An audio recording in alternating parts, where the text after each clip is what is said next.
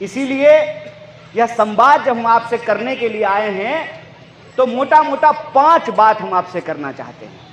पहली बात तो ये कि सबसे ज़्यादा ताकत शिक्षा में होती है।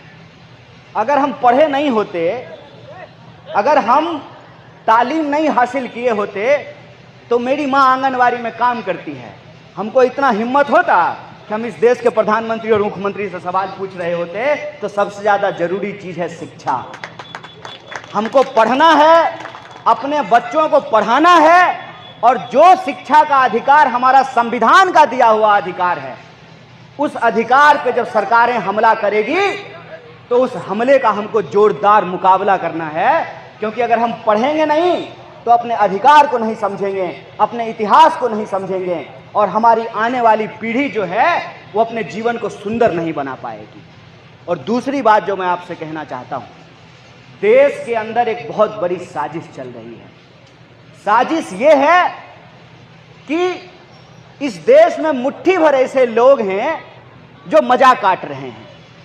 उसका उदाहरण मैं आपको देता हूं कि देश के प्रधानमंत्री ने कहा कि 80 करोड़ लोगों को ये 5 किलो अनाज दे रहे हैं।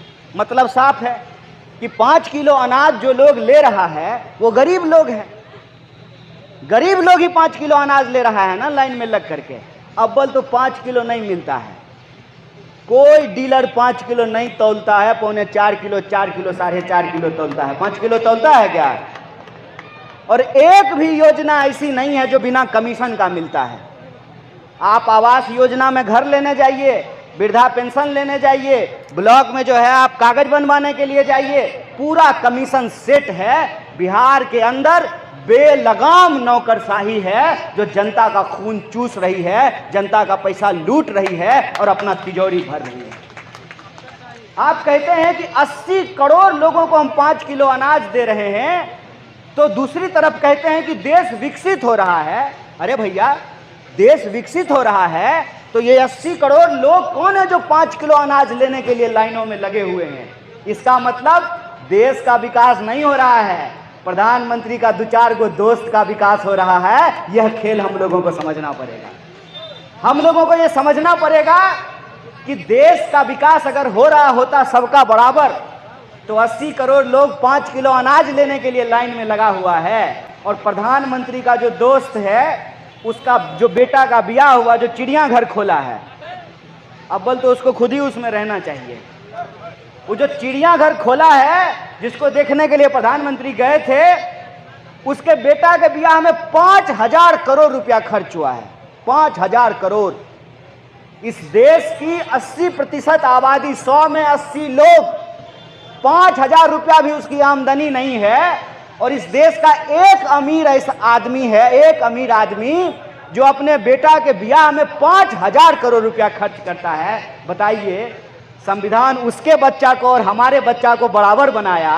संविधान ने हवाई जहाज पे उड़ने वाला और जूता सिलने वाले के बच्चा को बराबर बनाया, लेकिन यह संविधान का शपथ लेने वाले जो नेता लोग हैं, बेईमानी करके उसके बेटा और हमारे बच्चे के बीच में कितना बड़ा विभेद पैदा कर दिया है।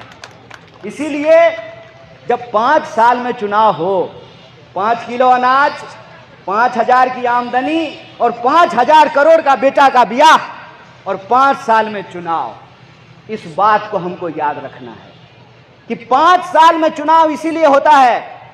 डॉक्टर बाबा साहब भीमराव अंबेडकर ने यह संविधान इसीलिए बनाया है कि 5 साल में इनका हिसाब हमको लेना पड़ेगा। देखिए, अगर हमको संविधान में वोट देने का अधिकार नहीं होता, अगर रानी के पेट से अगर राजा पैदा हो रहा होता, तो आज भी ये हमारे घर में नहीं आते, हमारी गलियों में नहीं आते, हमारे मोहल्ले में नहीं आते, हमारे गांव में आकर के हाथ जोड़ करके हमसे वोट मांगने के लिए नहीं आते। ये वोट का अधिकार है कि 5 साल में ही सही इनको अपनी चमचमाती हुई कार और चमचमाता हुआ मुंह पे लगा हुआ पाउडर लेकर के हमारे गांव में आना पड़ता है और धूल फांकना पड़ता है। ये वोट की ताकत है। 5 साल में जब चुनाव होगा, मैं खास करके अपनी माताओं को कहना चाहता हूं, माता जी रोटी बनाते हैं ना, रोटी को अगर 5 मिनट नहीं पलटिएगा तो क्या होगा? रोटी का जल जाएगा ना। जब तक रोटी समय पर नहीं पलटते हैं तो रोटी फूलता है, रोटी कच्चा रह जाता है, रोटी जल जाता है। 20 साल से आप बिहार में रोटी नहीं पलटे हैं, इस बार मौका है, आप बिहार में रोटी पलट दीजिए। और जब आप रोटी पलटते रहिएगा तो ये जो नेताजी सब लोग बैठे हैं ना, ये सब हिसाब किताब में रहेंगे। इनके मन में अगर आपका डर रहेगा ना तो ये हिसाब किताब में रहेंगे। जब ये चोरी करने लगेंगे तो ये आपका चेहरा इनके दिमाग में आएगा कि रे भाई ज्यादा मत चढ़ाओ, जनता देख लेगी, अगला बार वोट मांगने आओगे तो झाड़ू मार करके भगाएगी। आपका डर इनको होना जरूरी है। इसीलिए हम आपसे जब सामाजिक न्याय संवाद करने के लिए आए हैं तो हमारा एक ही मुद्दा है, नेता लोग अपने बाल बच्चा को नेता बनाना चाहता है, कलेक्टर का बच्चा कलेक्टर बनना चाहता है, डॉक्टर का बच्चा डॉक्टर बनना चाहता है, लीडर का बच्चा लीडर बनना चाहता है, लेकिन फार्मर का बच्चा फार्मर नहीं बनना चाहता है, लेबर का बच्चा लेबर नहीं बनना चाहता है। क्यों बनेगा? जिस देश में 1 घंटे में किसान आत्महत्या कर ले रहा हो अपने ही खेत में, जिस देश का नौजवान बेरोजगारी का मार झेल करके आत्महत्या कर ला रहा हो अपने ही कमरे में लटक करके, उस देश में कौन चाहेगा किसान बनना? लेकिन किसान अगर अनाज नहीं उगाएगा, फार्मर अगर नहीं अनाज उगाएगा तो लीडर साहब जो है मशरूम कहाँ से खाएंगे? अगर खेती नहीं करे किसान, मजदूर मजदूरी नहीं करे तो देश चलेगा क्या? इसीलिए देश को चलाने के लिए किसानों और मजदूरों को बचाना जरूरी है। देश को चलाने के लिए गरीबों को गरीबी से निकालना जरूरी है। और देश को अगर आगे बढ़ाना है तो जो हमारे समाज की आधी आबादी है उसको बचाना जरूरी है। और इसीलिए आधी आबादी के लिए कांग्रेस पार्टी एक योजना लेकर के आई है। उस योजना का नाम है माय बहन योजना। अगर इस बार आप रोटी पलटिएगा, बोलिए पलटिएगा, पक्का पक्का ना? हंस रही है माता जी। अगर रोटी पलटिएगा तो 5 साल में जो रोटी पलटनी चाहिए उस पलटने का नतीजा ये होगा कि आपके खाते में इंडिया गठबंधन की सरकार बनेगी और हर गरीब के खाते में 2500 रुपया पहुंचाने का काम हम करेंगे। हम बार बार कह रहे हैं कि अगर हमारी आबादी 70% है, अगर हमारी आबादी 65% है तो 50% आरक्षण की सीमा को हटाना पड़ेगा। यह कांग्रेस पार्टी का घोषणा है। और इसीलिए राहुल गांधी ने कहा कि जितना जोर लगाना है जोर लगा लीजिए, जाति जनगणना होगा, समाज का एक्सरे होगा और 50% की सीमा को हम उठा करके फेंक देंगे। 50% की सीमा को हमको बढ़ाना पड़ेगा। जिसकी जितनी आबादी होगी उसकी उतनी भागीदारी देनी पड़ेगी। और एक आखिरी बात बोल करके हम अपनी बात को खत्म करेंगे। देखिए, देश एक गंभीर संकट से गुजर रहा है और इस गंभीर संकट से देश कोई मुकम्मल फैसला ले, इसीलिए देश में हिंदू और मुसलमान किया जाता है। हम इंसानों को आपस में लड़ाया जाता है। हमारे पुरखे एक साथ रहे हैं, इसी मिट्टी पे कोई दफन होता है, कोई जलाया जाता है, कोई सजदे में सर झुकाता है, कोई हाथ जोड़ करके ईश्वर को प्रणाम करता है। हमारा देश वो है जिसमें गांधी कहते थे, रघुपति राघव राजा राम, पतित पावन सीताराम, ईश्वर अल्लाह तेरो नाम, सबको सन्मति दे भगवान। जो दीन धर्म समझता है वो जानता है कि हर मनुष्य के भीतर ईश्वर का निवास होता है। हाथ में तलवार लेकर के धर्म की रक्षा नहीं की जा सकती है।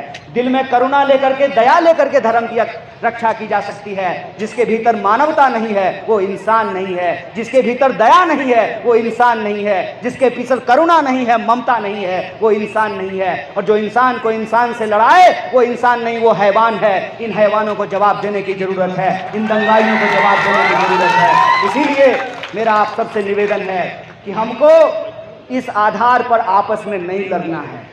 जो हमारा लुटेरा है वो उसका भी धन लूट रहा है जो मस्जिद जा रहा है। जो लुटेरा है वो उसका भी धन लूट रहा है जो मंदिर जा रहा है। वो लुटेरे वो हैं जो हमारे स्कूल का पैसा खा रहे हैं, हमारे अस्पताल का पैसा खा रहे हैं, हमारा रेल बेच रहे हैं, हमारा तेल बेच रहे हैं, हमारा भेल बेच रहे हैं। इन बेचने वालों से हम बचाने वालों को लड़ना पड़ेगा। बोलिए, आप बचाने वाले एकजुट रहेंगे कि नहीं रहेंगे?